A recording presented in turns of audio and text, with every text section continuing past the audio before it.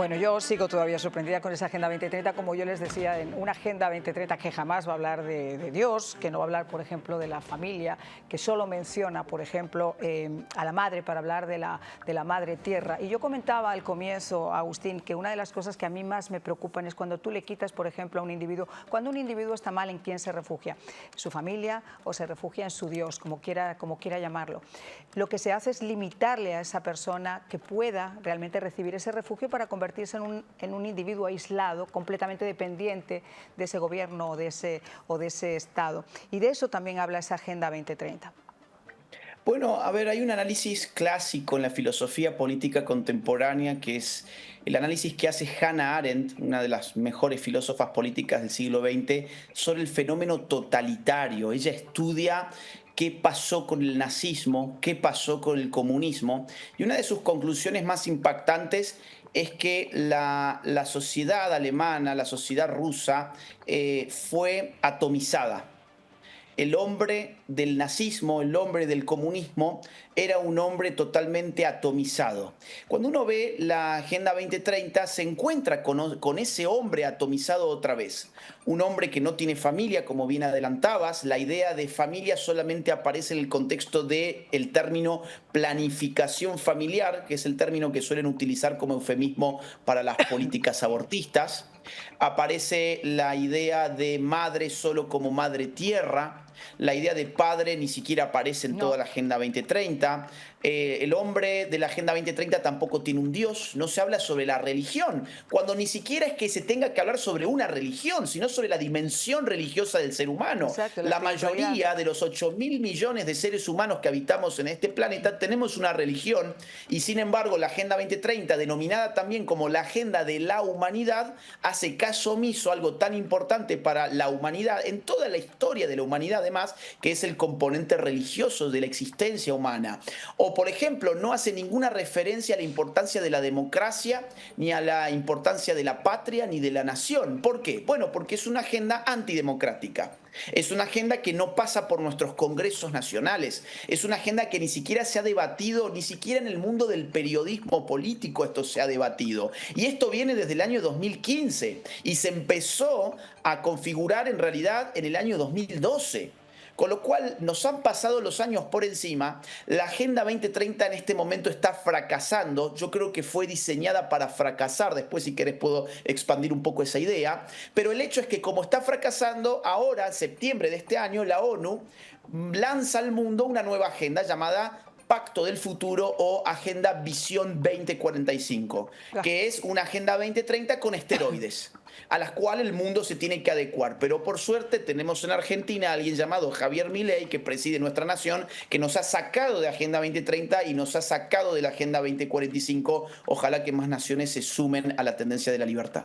Ojalá, porque estamos viéndolo. Y mira, yo estoy extremadamente preocupada, por ejemplo, con España, con mi país, donde ya no es solamente una ideología política o es la traición de unos políticos simplemente por ver satisfechos sus egos y su necesidad de poder, como en el caso del presidente que nos acompaña, mal llamado presidente que nos acompaña, el señor Sánchez, que a golpe de pacto no ha habido un mayor traidor a la patria de España que este señor que se hace llamar a sí mismo presidente. Y ese señor ha llevado un declive absoluto a España, porque yo me gustaría pensar que por lo menos ha leído la Agenda 2030, que no se lo han contado al oído, porque honestamente no tiene las neuronas suficientes, creo, como para poder interpretarlas y para poder saberlo. Ahora, el tema, por ejemplo, que a mí me preocupa también, yo decía que esto nos está volviendo, Agustín, a ver un mundo extremadamente loco del que queremos salir. Pero hay otro factor y es el de los medios de desinformación más que los medios de comunicación, en los que se han apoyado todos estos individuos y todas estas plataformas para mentir literalmente a las personas que nos están viendo y que nos están escuchando, para venderles un mundo virtual de mentiras donde son capaces de decir que el presidente de los Estados Unidos, en el caso de Biden, estábamos como un toro cuando el declive cognitivo que veíamos era absoluto, donde se utilizan además las agencias federales, por ejemplo, el Departamento de Justicia, para tratar de perseguir a un oponente político, pero esos medios de comunicación no te ponen la otra realidad para que sea la persona que nos vea quien juzgue cuál es su verdad. Y eso es preocupante. Bueno, a ver, tomo antes de ir al tema de los medios un poco lo que dijiste de Sánchez porque es un caso testigo de lo que llamamos globalismo. Sánchez en septiembre de este año, cuando la ONU estaba lanzando su Agenda 2045, tuiteó una foto en una reunión de la ONU diciendo que estaba comprometido con la gobernanza global. ¿Qué es la gobernanza global? ¿Quién elige a un gobernador global? ¿Quién pone los pilares de una suerte de gobierno global? Bueno, el señor Sánchez está encantado con esta idea que lamentablemente el 99% de nuestras sociedades no sabe lo que está pasando en esos organismos en este momento. Además, el señor Sánchez está tan comprometido con Agenda 2030 que tiene un ministerio llamado Ministerio Agenda 2030, cuya función es aplicar en España todo lo que diga Naciones Unidas en nombre de la Agenda 2030. Ese es el nivel de globalismo que existe hoy en la relación España-organismos internacionales. Bien, ahora el tema de los medios de comunicación.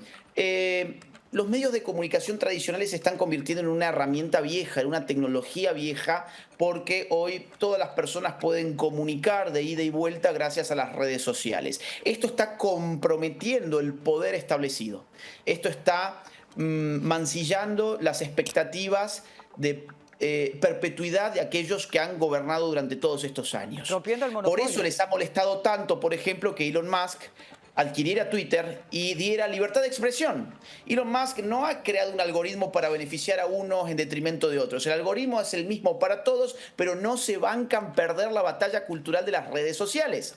¿Por qué? Porque los medios de comunicación tradicionales en realidad cada vez generan más desconfianza, con excepción de algunos programas que hablan sin pelos en la lengua y sin corrección política como el tuyo. La realidad es que el 95% de los programas de la televisión y de la radio y los diarios son basura. Esa es la realidad. Entonces la gente está pagándolos. La gente, a ver, lo mejor que le pudieron hacer, por ejemplo, a Tucker Carlson fue sacarlo de Fox. Totalmente. Empezó a ser mucho más visto desde la plataforma de X.